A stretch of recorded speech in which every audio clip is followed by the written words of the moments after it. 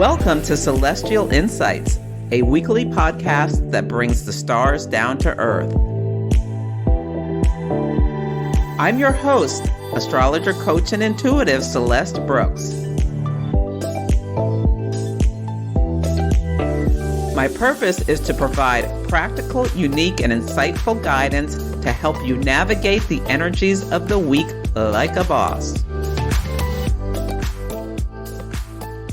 This is Celeste of Astrology by Celeste, and on this episode, I will discuss the astrology for the week of July 9th, 2023. I am speaking in person for the San Diego Astrological Society this Friday and Saturday. I'm giving my Moon Phase Families talk on Friday, and then I'm presenting a Moon Mastery Lunar Planning Workshop on Saturday. So check the link in the show notes, and I hope to see you there if you're in the Southern California area. Next Sunday is the Cancer New Moon Workshop. I host these New Moon Workshops every month where we dive deep into the astrology of the lunation, talk about what it means for you, things that are going on in the collective, as well as I do as many hot takes on people's natal charts as I can so that you know what is coming up about the lunation and anything else that I see. You can sign up on my website or at the link in the show notes. I'm also speaking for Nadia Shah's Synchronicity University on July 22nd. And my talk is called Eclipses, Forecasting the Future. So you can check out the show notes or go to synchronicityuniversity.com to sign up for that. The theme of this week is clearing the way, and there are three big things I want you to think about as you move through the week. First up, we are having a last quarter moon at 17 degrees of Aries today. Now, this last quarter moon could be a little emotional because the moon is conjunct Chiron and the sun is in Cancer. So a lot of emotions can come up about the self. Aries is the sign of I am, and Cancer is the sign of I feel, and Chiron is the wounded healer. So just be really mindful about acting out of impulse with this energy. I recommend doing a body scan and really get in touch with what am I feeling, especially if you get angry. And this energy will, because it's a last quarter moon, you may feel it throughout the week. So maybe every day, do a body scan, head to toe. What am I really feeling? What do I really need is a great way to process this energy. With any kind of fiery energy like Aries, I always recommend moving your body, like just getting up and going for a walk or jog or do more vigorous exercise in order to metabolize the energy or calm yourself down if you're feeling sad or angry or any of these kinds of things. This lunar phase family, the 27-month cycle, is very personal to me because my natal moon is at 17 degrees of Aries and it squares my Cancer rising at 20 degrees of Cancer. When these cycles connect with your planets or your angles, there can be a very personal story for yourself. So at the new moon on April 11th, 2021, it was at 22 degrees of Aries. Both the sun and the moon were at 22 degrees of Aries. That's the new moon cycle where I decided it was time to quit my corporate career, jump off a cliff, become a full-time astrologer. I was like the fool in the tarot card. Uranus was going over my sun and Saturn conjunction, and Uranus is the great awakener. It liberates us. We want freedom and we can see a different way of doing things. So, I just jumped off a cliff and started my new life. The first quarter moon was January 9th of 2022 at 19 degrees of Aries. So that's when I started seeing my income grow and started relaxing a little bit and stopped saying as often, I can't believe I quit my job. What am I doing?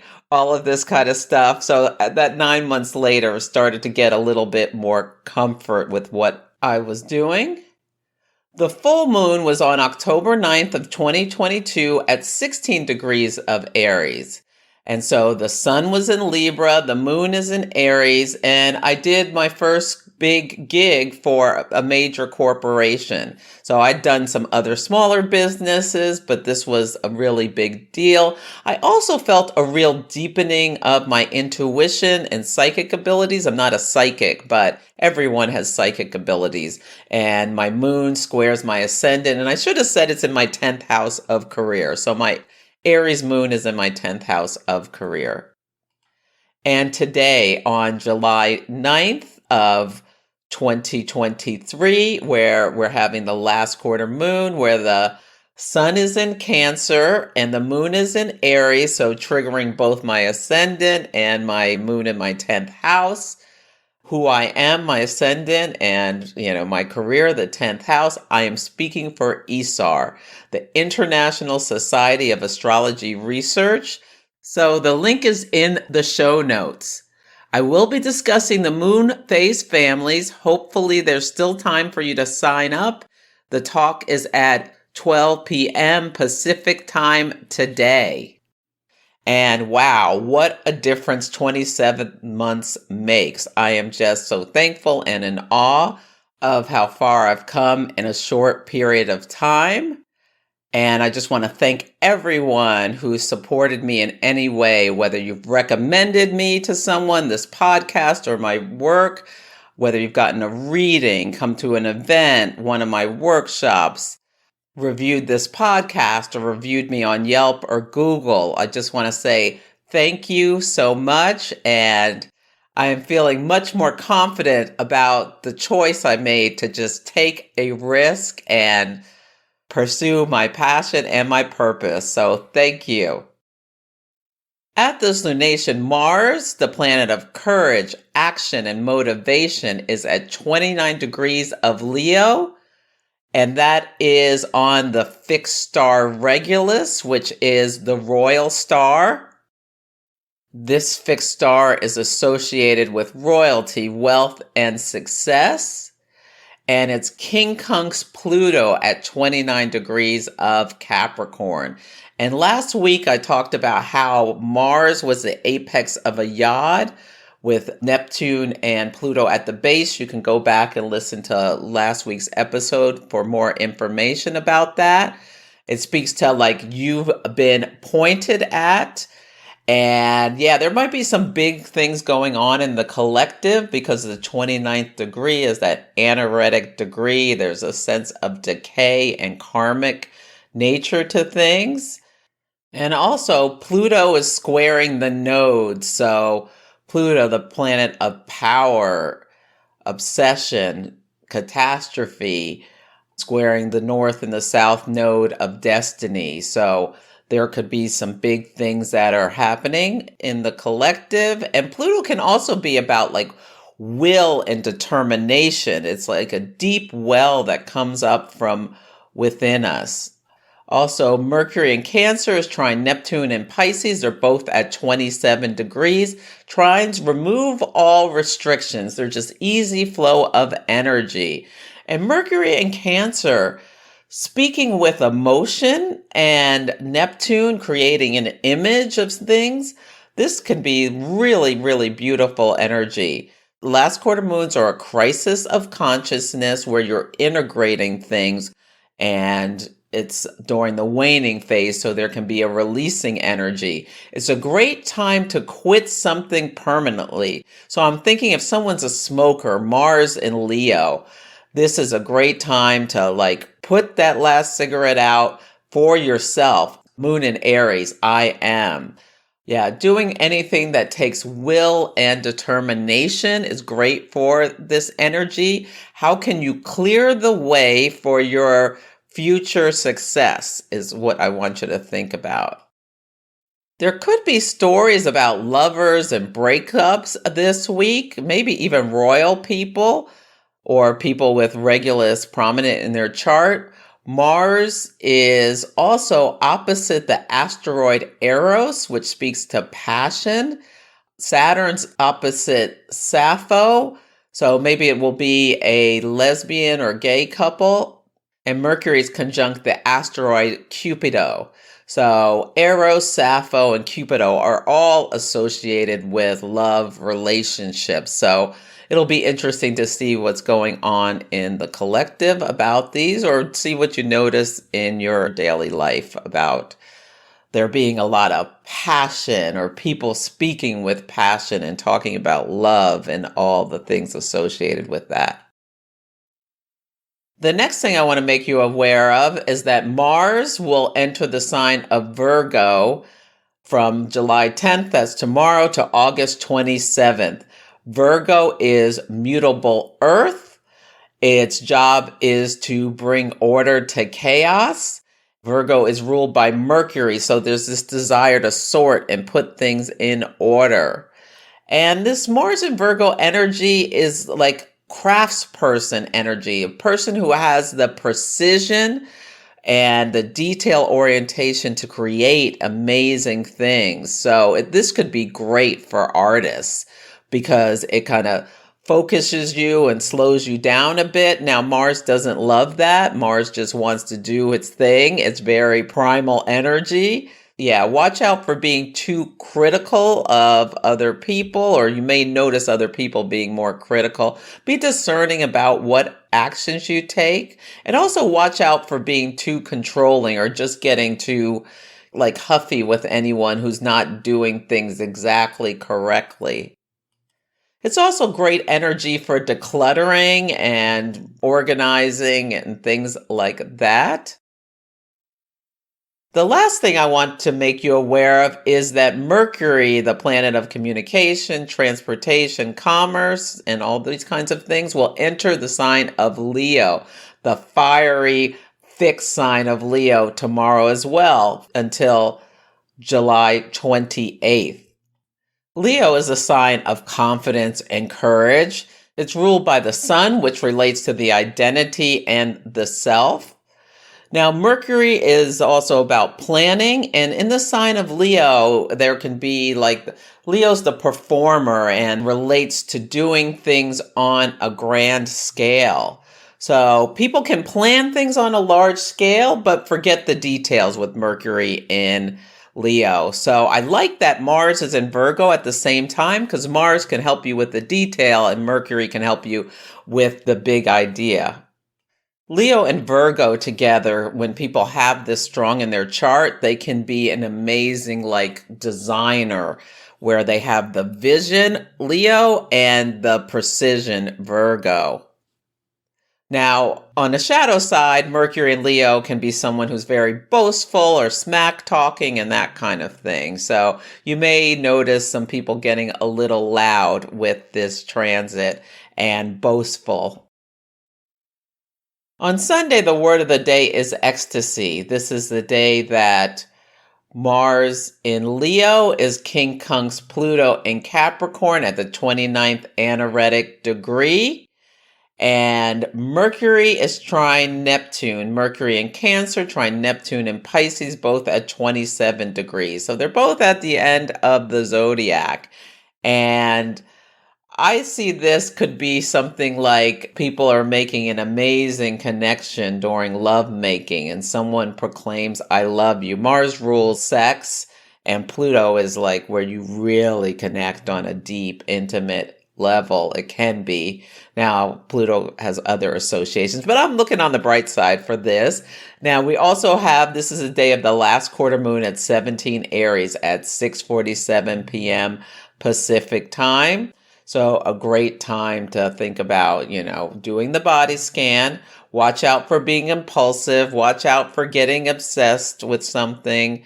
And watch out for like just digging in. With Mars quincunx Pluto can also be getting really impulsive and digging in on a power struggle. Yeah, in the collective, there could be something big that happens. I'm taping this early, so I don't know what else we've heard about what's going on, the coup that wasn't in Russia, and any other big stories that have happened in the last couple of weeks. On Monday, the word of the day is standoff. So Mars enters Virgo at 4:39 a.m. Pacific time, and then Mercury in Cancer will be opposite Pluto in Capricorn. Now, when they're in oppositions, and they're both at that 29 anaretic degree. So oppositions tend to come in through other people where we can project on someone else, thinking Pluto that they're trying to control us potentially, and there can be like a power struggle that results. Yeah, and then the Aries moon squares both Mercury and Pluto. I think this could be, yeah, something big is probably coming on in the collective. Hopefully it's not another infrastructure problems, a collapse. Like a week or two ago, there was a bridge in Montana collapsed. Pluto at the 29th degree of Capricorn. Capricorn rules structures and infrastructure. Pluto, catastrophe, burning things down to the studs in order to be rebuilt. The fact that now also Mercury will enter Leo on this day at 9:10 p.m. Pacific time makes me think this Mars-Mercury thing is tied together with them both changing signs on the same day. Now, also the moon will enter the earth sign of Taurus at 4:55 p.m. Pacific time. So Taurus is fixed earth, and Taurus energy is great to, get in touch with your senses, get embodied, do something nice for yourself, maybe get a pedicure or a massage or something like that. Now, Venus is also contraparallel Mars, so that's like an opposition. That could be a lover's quarrel where people get into something and there's some kind of standoff between two people. So there's a lot of changing energy. How can you not get too dug in or try to control anything? Take a breath, do a body scan, and proceed with caution. On Tuesday, the word of the day is announcement. Mercury at 0 degrees of Leo will square the nodes, the north node at 0 Taurus and the south node at 0 Scorpio. This is a fixed square where the release will be in Aquarius. T-squares have a release point opposite the focal planet, and Mercury's the focal planet. Now, this can be an announcement that impacts a lot of people. I see like Mercury and Leo, the CEO telling a group of employees some big news. 0 degrees is a critical degree. Yeah, so some people are going to be getting big announcements at work or from like their parents or something like that. And when the nodes are squared, it can bring you to a crossroads where you have to decide which way you're going. And try not to act from an emotional, fear-based reaction. How can you take steps one after the other? Yeah, Mars is also in Virgo at 0 degrees, is going to trine the North Node. Do you have the courage to take the steps towards your ultimate goals and think about if something is disappointing, how maybe it will lead you into a better situation that you may be clearing the way. Now, there may be something about royalty on this day, a big announcement, or people who have Regulus in their chart. I know Dolly Parton, Gavin Newsom, the governor of California, and Donald Trump all have this star prominent, but also could be something about royalty. Harry and Meghan have been in the news a lot lately with all kinds of dirt. It's almost like a smear campaign is coming out, releasing all of this stuff about how their deal went south with Spotify. And I think that because Mars and Pallas Athene are conjunct Regulus, and Venus and the North Node are parallel Regulus. So yeah, there could be something big about that. On Wednesday, the word of the day is vitality. The sun will square Chiron. It's a sun at 19 Cancer, square Chiron at 19 Aries. Sun figures are leaders, are the authority, are celebrities. So there could be a big news about someone's health situation who is impacted by this chart. Chiron, the wounded healer, can have to do with health. Some people may be noticing that they're not feeling well, or Sun in Cancer, their child isn't feeling well. Cancer rules mothers. Or somebody may be getting a diagnosis. So there could be a spotlight on health and healing. Cancer rules the stomach and the breast. It's a great day to do a breast exam, taking action about your health. And if you feel not well at all, call the doctor and just schedule something. The sun can spotlight things. So a sun square Chiron, it can be spotlighting an issue that you need to take care of. On Thursday, the word of the day is document. The moon will enter the sign of Gemini at 12:25 a.m. Gemini is mutable air energy. So watch out for getting too scattered with Gemini energy, and think about maybe doing some journaling. If you're having any problems with someone at work, this could also be what's going on with some of the stuff this week. Document everything. Yeah, take notes, document everything that's being said and going on. Like if your boss goes off on you with Mercury, or a coworker, Mercury and Leo, yeah, document it. Also, we'll have a balsamic moon at 6 Gemini at 12:06 p.m. Balsamic moons are a time of, it's the last releasing and emptying out of the moon before it becomes a new moon. So it's a time to rest and recoup over the next couple of days.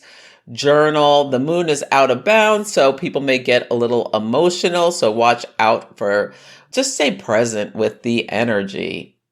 And when the planet goes out of bounds, it goes past the declination of the sun and kind of answers to itself. So yeah, people may be acting a little bit out of character or extra read all about it over the next couple of days. On Friday, the word of the day is bold. I want you to take a risk, grab an opportunity. Mercury in Leo is King Kong Saturn in Pisces. They're both at 6 degrees.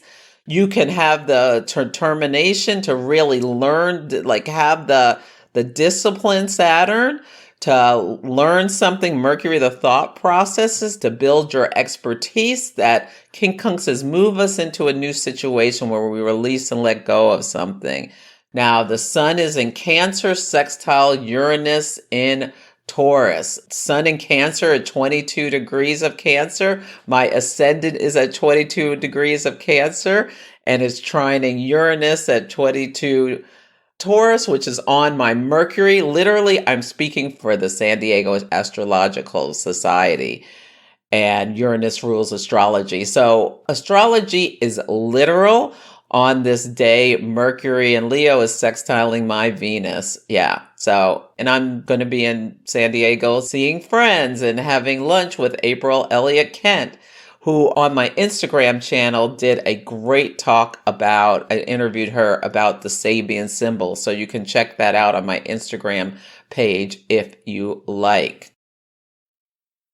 On Saturday, the word of the day is commune. So the moon enters Cancer at 10:13 a.m. Pacific time. Cancer is a water sign.